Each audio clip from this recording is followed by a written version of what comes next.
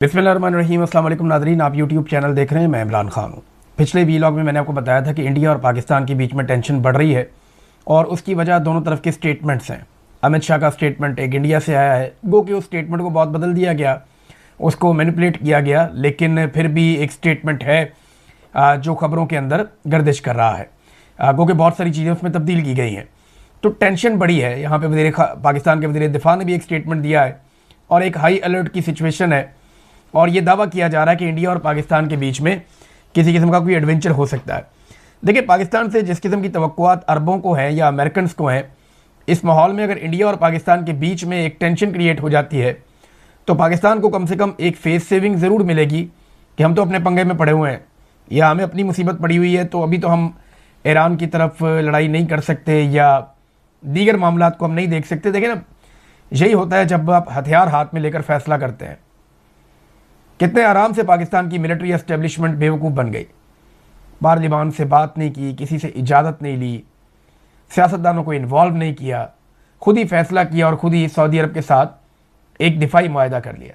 अब उस दिफाई मुआहदे के ऊपर कौम को एतमाद में लिया नहीं, किसी को कोई पता नहीं उसके अंदर क्या है, और अब सबको ये कहते फिरते हैं कि जनाब हम फंस गए हैं, हमने दिफाई मुआहदा किया हुआ है तो ईरान को हर सूरत में रोकना पड़ेगा। ईरान रुकता नहीं है।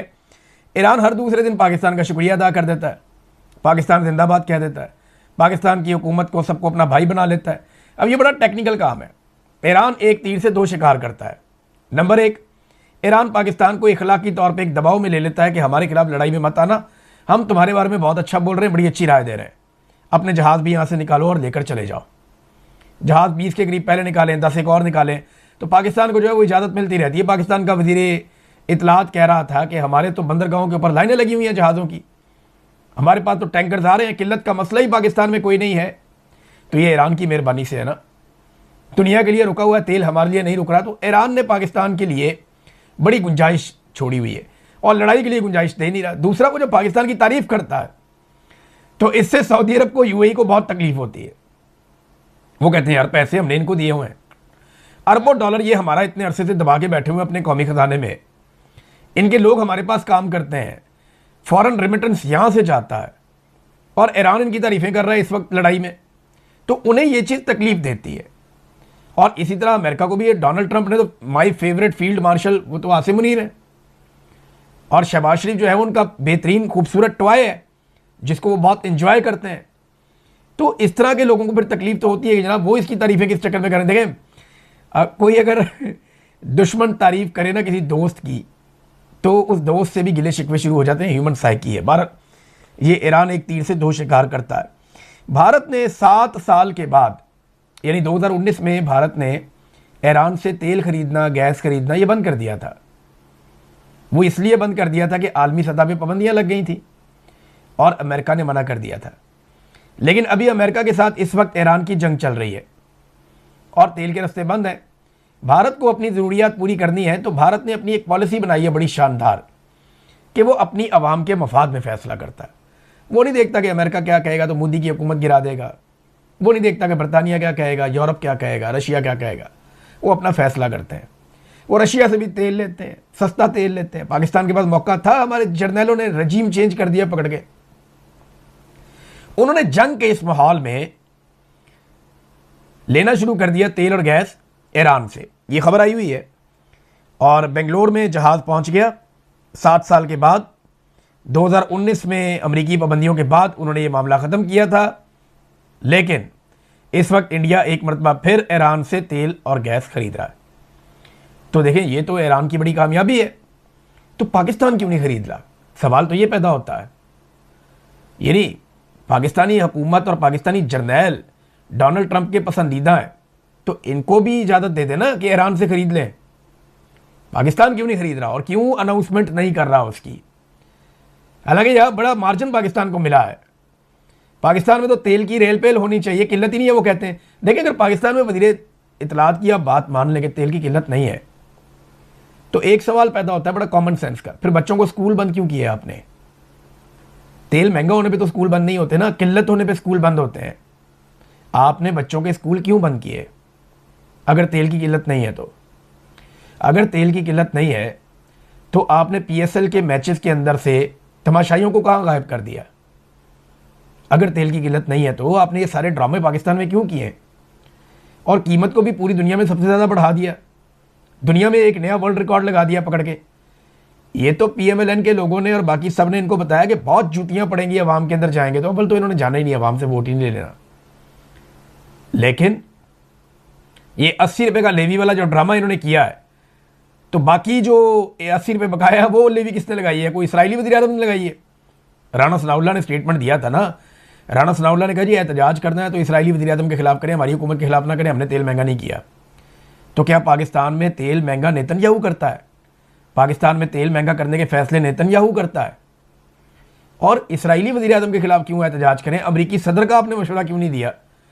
असल में तो जंग अमरीकी सदर ने शुरू किया, इसराइल का बस चलता वो तो 10 साल पहले कर देता, 20 साल पहले कर देता। तो इसराइल तो अमेरिका को लाना चाह रहा था बीच में, तो डोनाल्ड ट्रंप ने जंग शुरू की, डोनाल्ड ट्रंप के खिलाफ एक लफ्ज़ नहीं बोलते पाकिस्तानी वज़ीर। इसराइली वज़ीर-ए-आज़म के खिलाफ एहतजाज करो, और पाकिस्तान में एहतजाज करने के लिए छोड़ते किसको हैं? वो तहरीक लब्बैक वाले इसराइल के खिलाफ ही निकले थे ना, वहाँ कत्लेआम कर दिया मुरीदके में। इससे पहले जब जब कोई निकला इसराइल के खिलाफ एहतजाज करने के लिए, इस हुकूमत ने छोड़ा किसी को नहीं। इसराइली अखबारात ने लिखा कि जब से आसिम मुनीर साहब आए इसराइल बड़ा राजी है, पाकिस्तान के अंदर उन्होंने ताकत से कुचल दिया हर उस एहतजाज को जो इसराइल के खिलाफ या फ़लस्तीनियों के हक में हुआ। ये इसराइली अखबारात ने लिखा, मैं तो नहीं कह रहा। भारत ले रहा है ईरान से तेल गैस, पाकिस्तान जो है वो कह रहा है जी हमारी तो लाइनें लगी हुई हैं और तमाशा देख रहा है। पाकिस्तान को भी लेना चाहिए, साबित करना चाहिए कि हम एक आज़ाद मुल्क हैं, साबित करना चाहिए कि हम खुद मुख्तार मुल्क हैं, अपनी पॉलिसी खुद बना सकते हैं। नाज़रीन, एक खबर आई है लेकिन अभी इसकी तस्दीक नहीं हो रही, मगर अमेरिका में ये डिबेट शुरू हो गई है कि डोनाल्ड ट्रंप का मुआखज़ा किया जाए, यानी उसकी इम्पीचमेंट की जाए। और डोनाल्ड ट्रंप ने खुद भी ये कहा था कि मुझे इम्पीच किया जाएगा, वक्त आएगा जब मुझे इम्पीच कर दिया जाएगा। और मिड टर्म इलेक्शन अगर डोनाल्ड ट्रंप हार जाता है तो ये सूरत हाल बहुत तेज़ी से उस तरफ जाएगी। डोनाल्ड ट्रंप को नज़र आ रहा है कि उसकी इम्पीचमेंट पक्की है, यानी उसका मुआखज़ा किया जाएगा कानूनी तरीक़ाकार के मुताबिक, इसको सदारत के ओहदे से हटाया जाए, ये कंटिन्यू नहीं कर सकता, इसने काफ़ी तबाही की है और ऐसी पॉलिसियाँ लेके आया जिससे अमेरिकन तशख़्ख़ुस भी बर्बाद हुआ है। तो एक प्रेशर तो है डोनाल्ड ट्रंप पे, और प्रेशर के इस माहौल में एक खबर आती है, खबर ये आती है कि डोनाल्ड ट्रंप को वॉल्टर रीड हॉस्पिटल में शिफ्ट किया गया है। अब पता नहीं क्या हुआ, कुछ लोग कहते हैं मर गए, कुछ कहते हैं जी बीमार हो गए, कुछ कहते हैं ये हो गया, लेकिन वाइट हाउस ने उसकी तरदीद की है। देखिए, अमरीकी सदर अगर बीमार हो जाए या अमरीकी सदर अगर ढीला पड़ जाए या उसकी बॉडी लैंग्वेज गिर जाए तो फिर वो सुपर पावर तो ना रहा ना। तो अमेरिकन सदूर को अगर कोई छोटा मोटा प्रॉब्लम होता भी है तो वो उसको खुफिया रखते हैं, वो बताते नहीं हैं। अगर वाकई में डोनाल्ड ट्रंप हॉस्पिटल पहुंचे भी हैं, अव्वल तो वो तरदीद आ रही है ना, आप नहीं मान सकते, डोनाल्ड ट्रंप खुद भी सामने आ जाएंगे।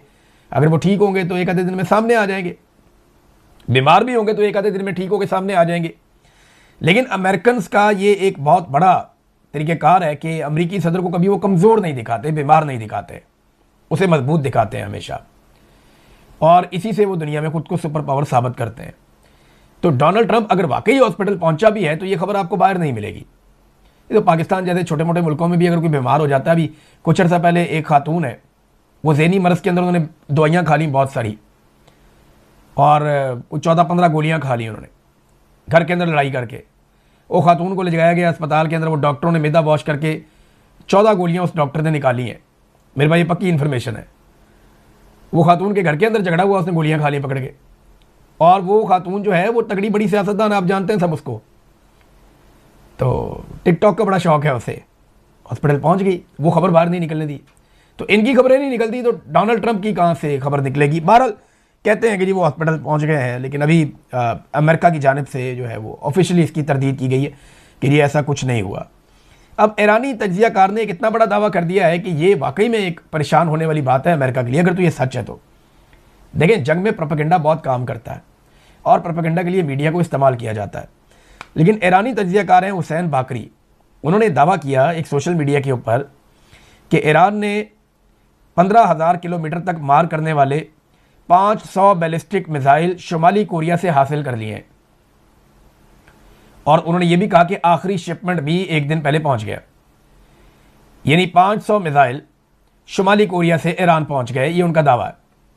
और वो ये कहते हैं कि 2 मिनट के अंदर ये रेडी मिसाइल हैं और इनको फायर किया जा सकता है, और ये 15,000 किलोमीटर तक जाके हिट कर सकते हैं अपने टारगेट को। तो ये तो अमेरिका और उसके इत्तेहादियों के लिए बहुत बुरी खबर है। 15,000 किलोमीटर का मतलब आप जानते हैं, और ये 500 मिसाइलों की तादाद का मतलब आप जानते हैं। मुझे इस खबर की सदाकत के ऊपर शक है, लेकिन वो ये दावा कर रहे हैं। बहुत मुमकिन है कि ये इस तरह हुआ भी हो। बहुत से ऐसे रास्ते हैं जहाँ से मिसाइल पहुँचाए जा सकते हैं।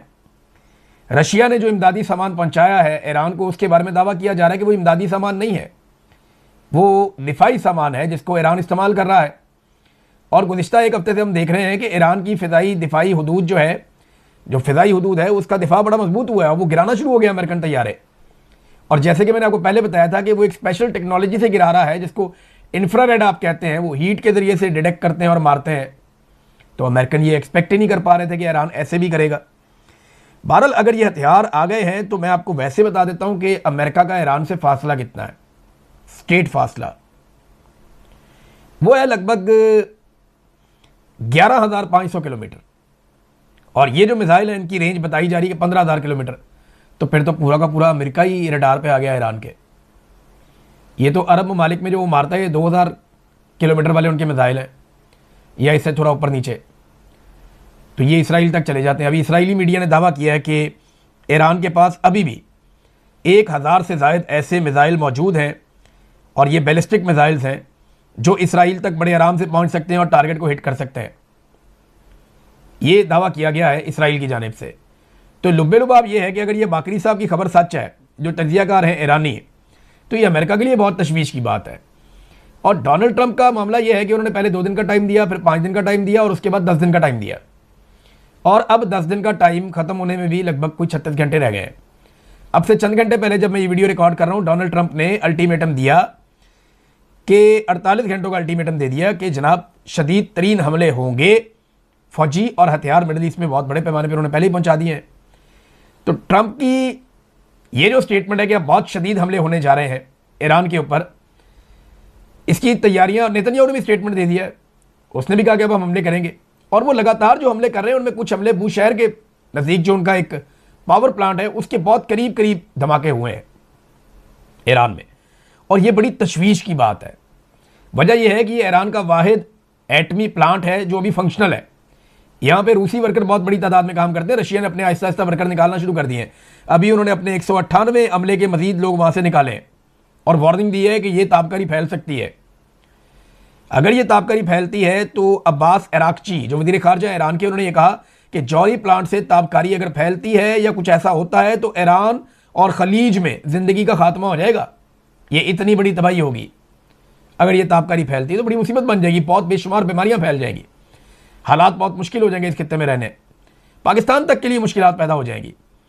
दूसरा, एक जो तर्जुमान है उनकी फ़ौज के, उन्होंने भी स्टेटमेंट दिया। उन्होंने कहा अगर ये जंग बढ़ती है, जैसे कि ट्रंप कह रहा है 48 घंटे के बाद हम तनसीबात पे हमला करेंगे, क्योंकि पीट हेग्सेट जो ट्रंप का वज़ीर दिफा है, उसने ये दावा किया और उसने ट्रंप को ये मशवरा दिया, और ये अमेरिकन मीडिया के ऊपर रिपोर्ट हो रहा है कि अमेरिका सीरियसली इस बात को अब दुरुस्त समझता है कि ईरान के इंफ्रास्ट्रक्चर को निशाना बनाना ठीक है।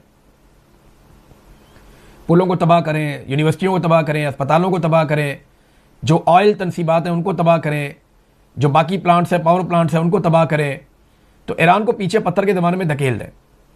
लेकिन ईरान ये कहता है कि अगर जंग बढ़ी तो पूरा खित्ता इसराइल और अमेरिका के लिए जहन्नुम बन जाएगा। हम जहन्नुम के दरवाजे खोल देंगे, अगर हमारा कुछ नहीं बचेगा तो यहाँ भी कुछ नहीं बचेगा। तो ये अरब ममालिक के लिए एक बहुत बड़ी मुसीबत बन जाएगा। एक और ऐसी कार्रवाई हुई है जिससे ईरानी बहुत हैरान हो रहे हैं और उनके अंदर बड़ी तशवीश है। ईरान के अंदर वो ड्रोन मारते रहते हैं, गिराते रहते हैं, और वो देखते हैं जाके मलबे को कि ये किस चीज़ का मलबा है। जब भी ड्रोन गिरेगा तो उसका मलबा चेक करते हैं ना। तो 2 मरतबा ऐसा हुआ, एक बुशहर के नज़दीक उसकी तस्वीरें भी आ गई हैं, और एक और जगह पे 2 ड्रोन ईरान ने ऐसे मारकर गिराए हैं जो विंग लॉन्ग 2 हैं। विंग लॉन्ग मैंने आपको बहुत पहले, आज से 2020 में या 21 में इसके ऊपर वीलॉग करके बताया था कि विंग लॉन्ग जो है ड्रोन्स, ये चाइना बनाता है। चंगबून की जो कंपनी है वो बनाती है। वो तैयारे भी बनाते हैं, ड्रोन भी बनाते हैं। तो ये विंग लॉन्ग 2 जो ड्रोन है, ये चाइना का बनाया हुआ ड्रोन है। इसको दुनिया में बहुत सारे ममालिक इस्तेमाल करते हैं। बांग्लादेश भी करता है, पाकिस्तान भी करता है, यूएई भी करता है, सऊदी अरब भी करता है, और कुछ अफ्रीकी ममालिक हैं वो भी इसको इस्तेमाल करते हैं, उनको भी दिए हुए हैं। और चाइना खुद इसको बनाता है, वो भी इस्तेमाल करता है। अब ईरान के अंदर ये तशवीश पाई जाती है कि वो कौन है जो ये ड्रोन हमारे ऊपर चला रहा है। देखिए वो चाइना के साथ शेयर करेंगे इसका डाटा और ये दिखाएंगे, तो चाइना ये बता भी पाएगा कि ये वाला हमने ड्रोन किस मुल्क को बेचा था। अगर तो उसके ऊपर कोई नंबर या कोई चीज़ मौजूद है और चाइना के पास ट्रैकिंग का पूरा सिस्टम होगा, वो बता पाएगा कि ये यूएई को बेचा था, सऊदी अरब को बेचा था, या पाकिस्तान को बेचा था, या बांग्लादेश को बेचा था। लेकिन ये जो विंग लॉन्ग 2 दूसरी मरतबा ऐसा हुआ कि चाइनीज़ ड्रोन ईरानी सरजमीन पर आया और उसको वहाँ पे हिट किया गया। अब ईरान इसके बारे में जानना चाहता है कि वो कौन है जो इसराइल के साथ मिलकर हमारे साथ जंग कर रहा है और उसने चाइना का ड्रोन इस्तेमाल किया है। नाज़रीन, अमेरिकी पायलट की तलाश अभी भी जारी है ईरान में। वहाँ के जो ईरान के कबायली लोग हैं वो अमेरिकी फोर्सेस के लिए मुसीबत बने हुए हैं। वो हेलीकॉप्टर के ऊपर जाते हैं, वो नीचे से फायरिंग करते हैं, उनको नुकसान पहुँचाते हैं, हेलीकॉप्टर डैमेज होकर वापस जाते हैं। तो वहाँ पर एक अलग ही जंग चल रही है। कबायली जो है वो उन्होंने जत्थे बना लिए, अपने ग्रुप बना लिए, और वो हर जगह अमेरिकन को मुकाबला कर रहे हैं। अमेरिकन वहाँ पे बमबारी कर रहे हैं। तो एक जंग के अंदर एक और जंग शुरू हो गई है उस पायलट की तलाश के लिए। अमेरिकन को इस बात का खतरा है कि वो पायलट अगर ईरान के हाथ लग जाएगा तो ईरान के हाथ एक तुर्क का पत्ता आ जाएगा और अमेरिका की आलमी सतह पर बड़ी शर्मिंदगी होगी। अमेरिका ने इससे पहले जो नुकसान हुआ, अपने कुछ लोग वहाँ से रेस्क्यू भी किए हैं। अमेरिका दुनिया में कहीं भी अपने लोगों को नहीं छोड़ता, लेकिन यहाँ पे एक बड़ा चैलेंज अभी तक खड़ा है। ये अमेरिकी रेस्क्यू टीमों के लिए ईरान के कबायली लोग मुसीबत बने हुए हैं, हेलीकॉप्टरों को नीचे से मार रहे हैं। पूरा जंग वाला माहौल उन्होंने वहाँ पे एक बनाया हुआ है। एक और चीज़ बड़ी इंपॉर्टेंट है, वो ये है कि अमेरिकी फ़ौज ईरान में ज़मीन पर लड़ना नहीं चाह रही। वो नहीं चाहते कि ईरानी सरजमीन पर उतर के वो ईरान के साथ एक जंग में जाएँ।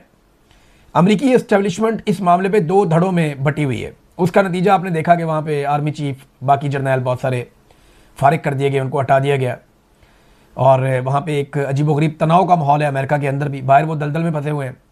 अमेरिका के अंदर बहुत सारे लोगों का या फौजियों का ये सोचना है कि नेतन्याहू की बातों में आके डोनाल्ड ट्रंप ने अमेरिकी फ़ौज को और अमेरिका को एक अजीबोगरीब दलदल में फंसा दिया है जिससे निकलने का अब कोई रास्ता नहीं मिल रहा। और दूसरी तरफ डोनाल्ड ट्रंप और बाकी उनके हमायती वो ये समझते हैं कि अब लड़ाई अगर लंबी भी चलती है तो फेस सेविंग के बगैर हमने इसमें से नहीं निकलना। तो वो अब फ़ौज को लेकर जाना चाहते हैं मज़ीद गहराई में कि ज़मीन पे उतरो और जाकर मुकाबला करो। ये मसला यहाँ पे अमेरिका के अंदर एक तनाव की सूरत इख्तियार कर गया है। कुछ 30-32-33 घंटे हो गए हैं अमेरिकन स्टेट डिपार्टमेंट की तरफ से कोई वाज़े इस मामले के ऊपर कोई ब्रीफिंग भी नहीं आई। तो जब तक ब्रीफिंग नहीं आती तब तक हमें इंतज़ार करना पड़ेगा। मार्को रूबियो ने एक दावा किया कि कासिम सुलेमानी के रिश्तेदार पकड़े गए हैं और उनको पकड़ के अब आइस जो उनका महकमा है वो ले गया है, और वो कह रहे हैं जी वो हमारे मुल्क के ख़िलाफ़ हैं, हमारे मुल्क के ख़िलाफ़ बातें करते हैं, हमारे मुल्क के अंदर रहते हैं और अमेरिका को बड़ा शैतान कहते हैं। तो ये सारी चीज़ें उसने कहा जी हमने उनको पकड़ लिया है और हम इजाज़त नहीं देंगे ऐसे लोगों को यहाँ रहने की। इसके ऊपर जो है ना वो एक स्टेटमेंट कासिम सुलेमानी की बेटी सामने आई, उन्होंने स्टेटमेंट दिया है। जनरल कासिम सुलेमानी की बेटी नरगस सुलेमानी ने कहा कि उनके वालिद के जिन रिश्तेदारों का दावा किया जा रहा है वो उनके ख़ानदान के रुकन नहीं हैं, और जिन अफराद के नाम लिए गए हैं वो किसी भी मारूफ रिश्तेदार से मुताबिकत नहीं रखते। बहुत दूर दराज के कोई हों तो हों, हमारे कोई ऐसे रिश्तेदार नहीं है। उन्होंने कहा कि अगर आप कासिम सुलेमानी से या सलमानी ख़ानदान से ताल्लुक़ रखने वालों को ढूंढना चाहते हैं तो ज़गरोस के पहाड़ों और लड़ कबाइल में तलाश करें, अमेरिका में नहीं। तो हमारे लोग तो यहीं पे हैं, ईरान के अंदर यहीं पे आपको कबाइल में मिलेंगे। कासिम सुलेमानी का ख़ानदान आपको अमेरिका में नहीं मिलेगा। ये उनकी बेटी ने जवाब दिया है। बहरहाल बाकी चीज़ों पे हम नज़र रखेंगे, चीज़ें आपके साथ शेयर करेंगे नेक्स्ट व्लॉग में। अब तक के लिए इतना ही, अपना ख्याल रखिएगा, अपने चैनल का भी। अल्लाह हाफ़िज़।